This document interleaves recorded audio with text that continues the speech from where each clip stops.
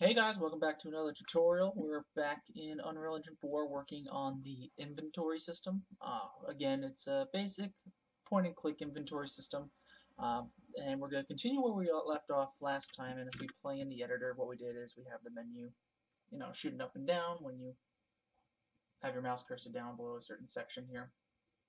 I'll link to that video. Will show up on screen right now if you want to click back onto it just so you can follow along from the very beginning. But that's all we have so far.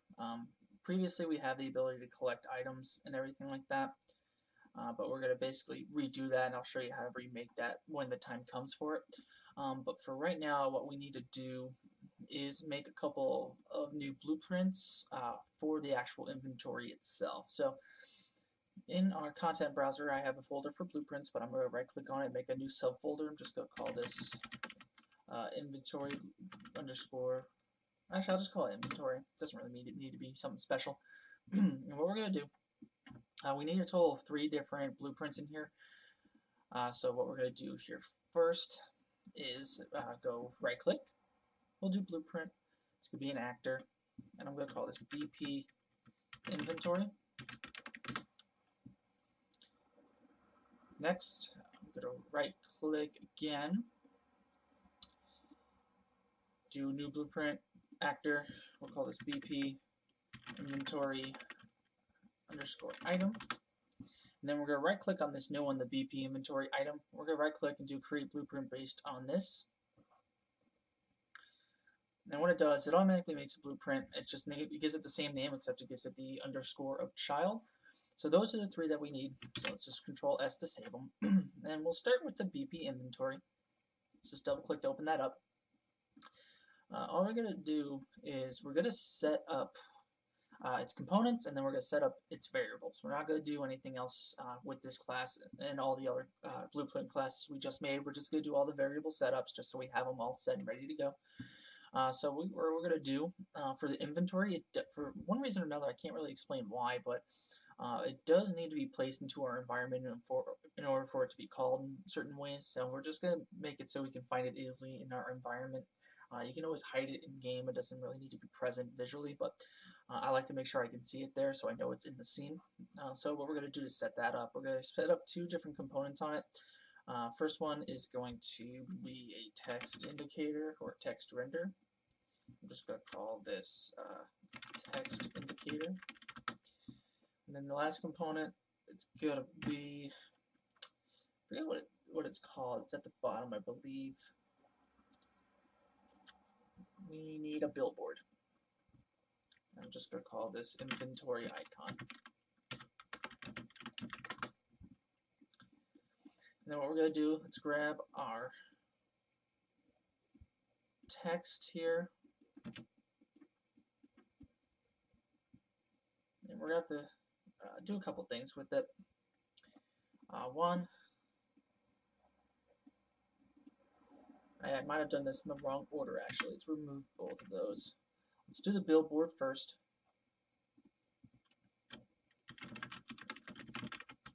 Name it inventory icon. And then text render. Just call it text indicator like we did. And that's how we want to have it set up. So let's hit space to rotate. We're just going to rotate this axis so it's kind of above it.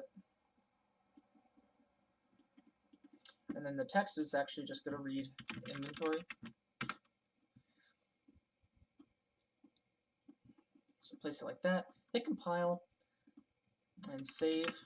And now we can actually take the inventory and just add it to our scene if we want. And what I did, I just have it over here. As you can see, there's one already placed. So technically we don't really need this one here, but that's how I did it. So we have the BP inventory. That's the component, nothing more extravagant than that. And then now what we need to do, let's go into our graph. We're going to start setting up our variables. The first variable is actually something we need to set up some scripting for. So let's grab a begin play. And what we're going to do is we're going to get all the actors of a class, And the class we're going to choose is the PC underscore HUD that we made. Basically, we're just going to get a reference to it just so we can have external variables for it. So we're going to drag out the out actors of that array, do the get, and then we'll drag this out into cast2 and then to the HUD. Throw that in. And then what we're going to do here is drag this out again, promote that to a variable. That's our first variable. We're going to call this HUD reference. It'll say error, kind of like the first thing you'll see, but we're going to hit compile and then it goes away. So that's the first variable right there, the HUD reference. Next, we're going to make some default Boolean variables. We're going to make in total about 6 or 7 of them. We'll have to count on our way. But let's go ahead and start. So the default variable when we create a new one is a Boolean, so that's good. So we're going to make one that checks to see if the inventory is full or not. So we're going to do B, and then we'll do inventory full. Compile. And we're just going to make sure this variable is public just in case we need to reference it. The same will go for all these Boolean variables we're going to make. And this one, obviously, you'll check if the inventory is full. If it is, you can't pick up any other items until you get rid of them or combine them, do what you need. The next variable, the next 5 are going to be checks to see if the menu itself, there's going to be a small section within that menu bar that will dictate whether there is a slot available. So a certain position at the far left of the menu bar, that'll be slot 1, next to it will be slot 2, then slot 3, slot 4, and slot 5, and however many you want to go from there. So we're going to have some variables that will check to see if there's any objects or items in that slot, and if so, it'll check the next slot, and whenever it finds an empty one, that's where it'll draw the item you just picked up. So we're going to have to make 5 unique of these. So first one we'll call is B slot 1 filled. Again, we'll make that public. And then we'll just create 4 in a row. Next one, B slot 2 filled, B slot 3 filled, B slot 4 filled, and B slot 5 filled. And all of these will be public. And you can leave tooltips and everything, categorize these. I'm going to categorize these just because it'll make my life easier. Down here you'll see where it says category, it says default by nature. If you just put in something else, I'll call it Boolean variables. If I do that, it'll create this section down here. You can expand Boolean variables. And then when you go back, default won't be the only option. You'll have Boolean variables. So just put all the Booleans into the Boolean variables category. I like doing this just because it does make sense for me. Allows me to keep things organized. So definitely use that to your advantage if you have organizational problems. And I'm going to do the same thing for the HUD reference. I'll get a new category. I'll just call this external variables. And right there.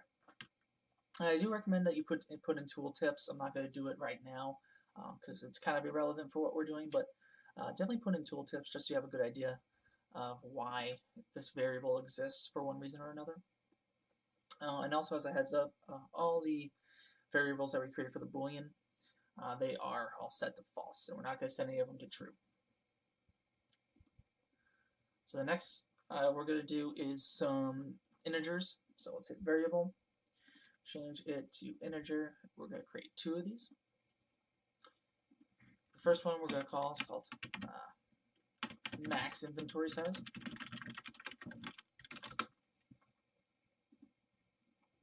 And by default, we're going to hit compile. I'm going to make this 5. You can make this number whatever you want. It doesn't really matter. And the next integer is going to be called number of inventory items. So let's do that.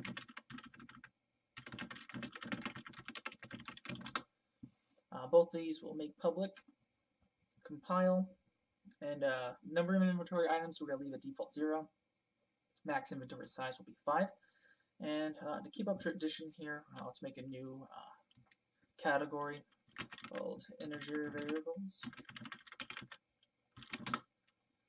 Just add both of them to that. Compile, save. The next thing we're going to do, we're going to need to create name variables.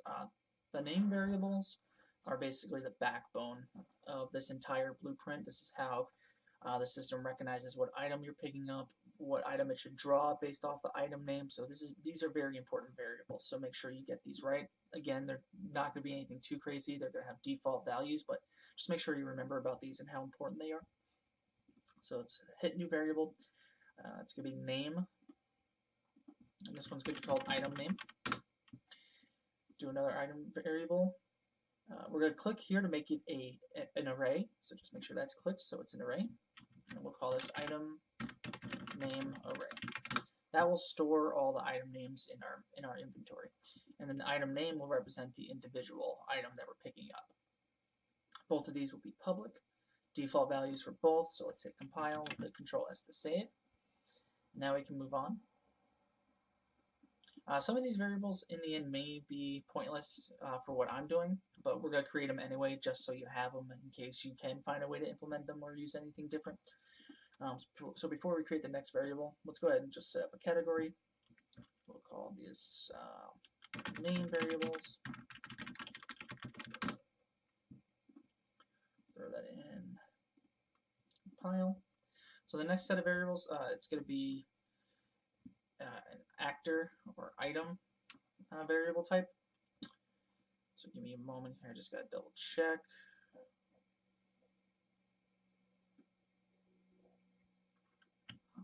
See what type it is. Okay, got it.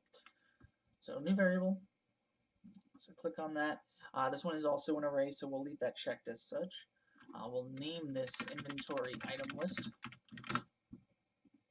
And this is actually going to be a child. So whenever the BP inventory item child,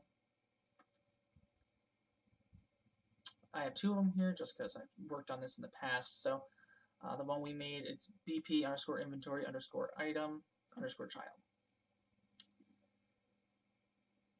So inventory, so it's the one with all the underscores.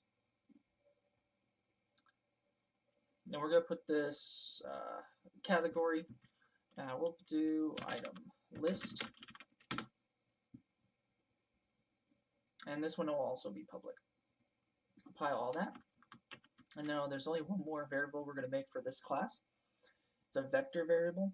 I use this for troubleshooting purposes and debugging purposes, just to see if I can spawn objects back into the scene in specific order. So this one may not be necessary for you, but we'll create it just so you have it.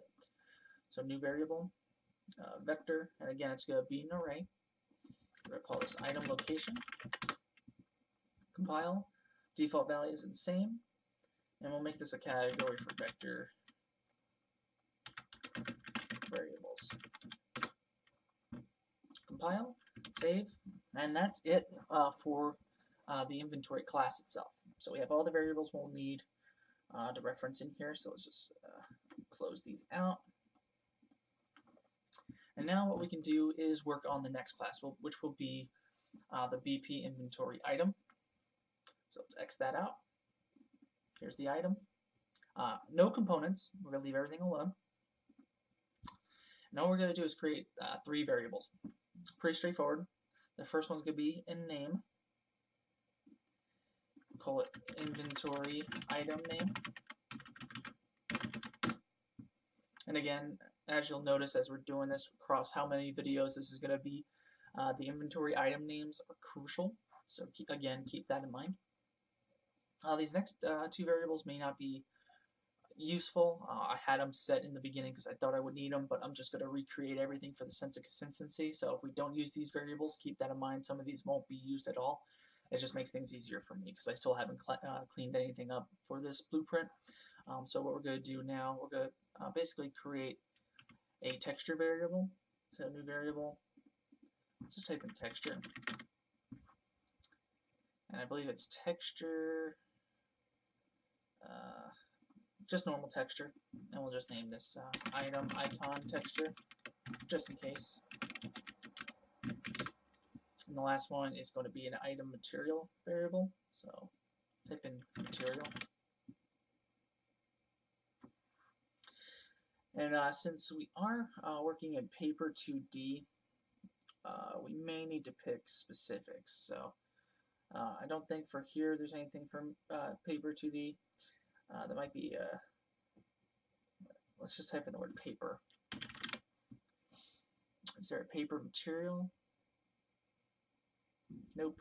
So we'll just use material. We'll call this item material. Compile, Control S to save. And again, in here, we're not using these. I did make them for a purpose, but I ended up getting a better fix in the end. So if you created these, we're not going to use them. But if you want to keep these, just in case you find a way of implementing these variables, go for it, if I'm being honest. So we got that in, and that's it for this inventory item class. And now all we have to do is the child. So the child is kind of special. What we're going to do first is go into its construction script. As you can see, there's a parent construction script because this is a child class. But what we're going to do first is we're going to create a specific variable. Let's go ahead and hit variable. The type is just, I believe it's just this mesh. I think, let me double check that for us before we do anything. Yeah, it's a static mesh reference. So let's do static mesh. So static mesh actor.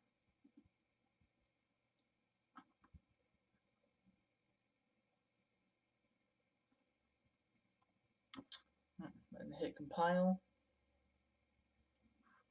And we're going to name this inventory mesh override. And I'll explain all this in like a couple minutes. Just for right now, let's create these variables. Let's make it public. And it's editable, not edible. And what we're going to do with this mesh right here, actually before we do that, let's actually make the components. I'm sorry. So let's go into components. What we're going to do, it's very, very, very simple. All we're going to do, we have this root here, and what we're going to add to it is a specific mesh for right now. So let's go into the content browser, hit the game folder, just a sphere. So shape underscore sphere, just grab that, add static mesh component, and I'll call this item mesh. For scale, it's going to be 0.5 in all axes. And then there should be some collision in here. For right now, we're going to set it to no collision. And we're going to leave generate overlap events the same. Everything else is going to be the same. So now that we have the mesh in here, let's go back into our graph.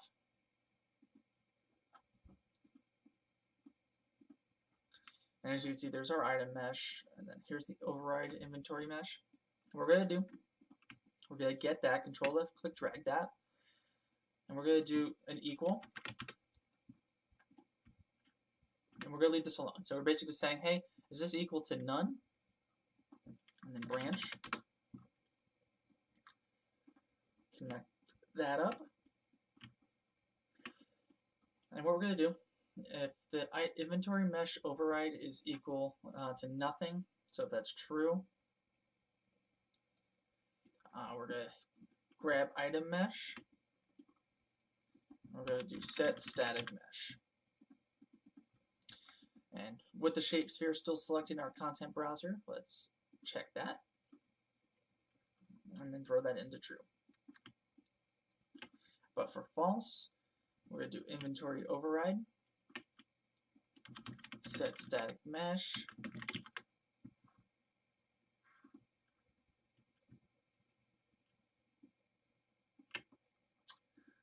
Hold on, something's not right.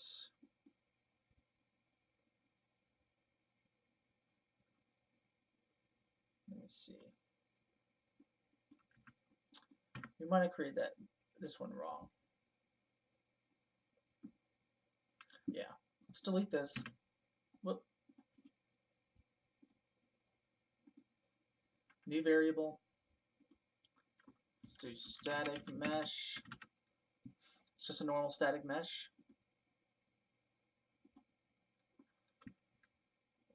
No, that got instanced or something. Static mesh again.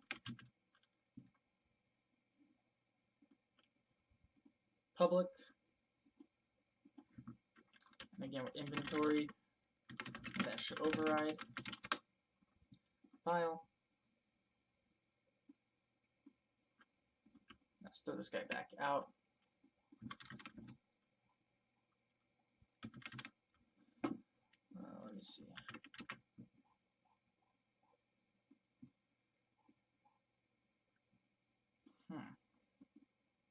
Oh, okay.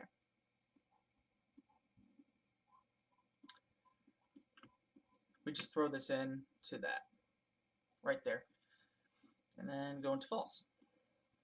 Sorry about how kind of confusing that was. Let me see something. Okay, this is what we're doing wrong. Okay, so what we're going to do, right click, we're going to set static mesh, and where it says item mesh, then we're going to grab our mesh override and throw that into the new mesh.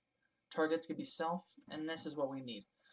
So I know that was confusing. I kind of confused myself a little bit just looking at my notes and everything, but what we're going to do, because we deleted it, we'll need to plug this back in. So what we're saying at the very beginning is the inventory mesh override. If that's not assigned to anything, so if that's false, we're going to basically make that the new mesh. So it's going to show up as something that we'll detail out later. But if it does not equal, if it does equal nothing, that's when we're going to make it a shape of a sphere. So it's kind of straightforward, kind of confusing at the same time, but I'll show you what this looks like if we just throw this into our scene. So let's grab our inventory. Here's our inventory item child. These are the ones that are getting thrown into our scene. And for right now, let's go ahead and remove everything that's in here. And right click and put this in.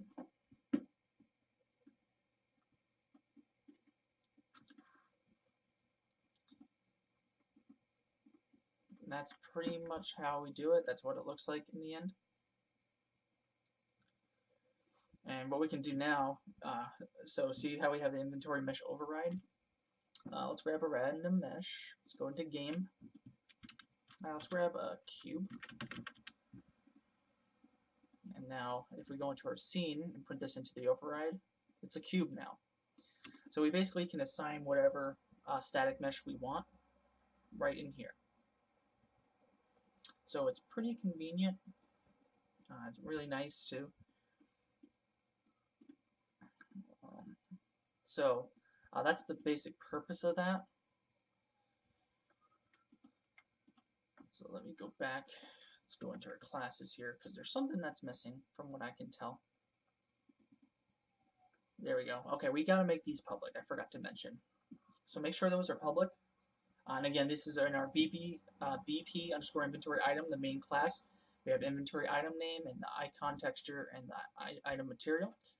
Compile that. And now if we go back into our scene, we can make an item name. So we can call this cube. And if you want to have some sort of texture or material, so be it. To be honest, I'm not too sure if it's going to apply or not. I don't think it will, so we'll leave that alone. But the most important aspects here are the default values for the mesh override and the inventory item name. Those are going to be referenced definitely for the future, so make sure you're aware of that. But with that being said, with this here, this is the end of this tutorial. So again, what we did is we set up the BP inventory. Let me open that back up. In there, we made first the external variable for the HUD, it just references that. And then we made all these Boolean variables, these integer variables, name variables, item lists, and vector variables. And in the components, it's just a billboard and the name inventory. And then it's just thrown in our scene somewhere. Nothing too crazy on that one. And then we created inventory item, no components of it. And we have inventory item name, item icon texture, and item material. And we have all those public. And then last but not least, we have the child. Of the child, we have the component. It's a sphere by default. With no collision, we're going to set up collision later on, but by default, we don't need to have collision on it. And I'll explain to you why when that time comes towards the end. But that's the components of this. And then in here, we have the item mesh. That's what we named it in the components. And then what we have here is just a normal static mesh. Inventory mesh overrides the name. It's public. And then in here, what we do in the parental construction script of this child, we check the inventory mesh override. We're going to see if it's assigned to anything. If it is assigned to something, it's going to be the shape of the sphere.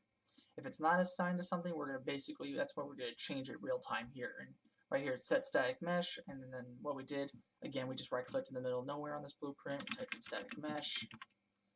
And right here it says set static mesh, item mesh. This one, make sure it references this child class.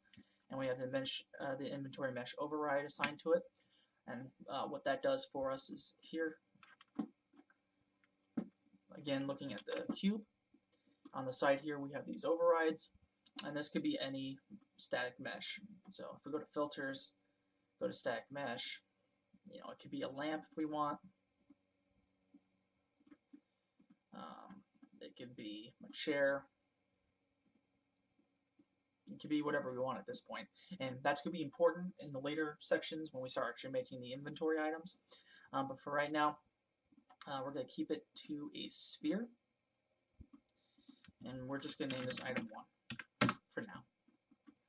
So hit save. And again, this is it for this tutorial. This is part 2. In a little bit, I'll have a link for part 1 as well as links to the other information, pieces of information like the examples of this as well. So I want to thank you guys for watching. I'll see you next time. Bye. Alright guys, thanks for watching. I definitely appreciate your support on this channel. For more information, we have the other part of this tutorial series right there. Click on it. It's the part with the menu bar going up and down if you haven't watched that yet, so if you want to start from the beginning. But we also have examples as well from the time I've been working on this, so click on that as well. And click the subscribe button above, or just click on me to subscribe. If you enjoyed the content, definitely share, like the video, comment, let me know what's going on. Let me know if you have any issues. I try to get back to you as best as I can. But if you also want to show me what you've made with this information, I'd love to see that kind of stuff too. So thanks for watching. I'll see you next time.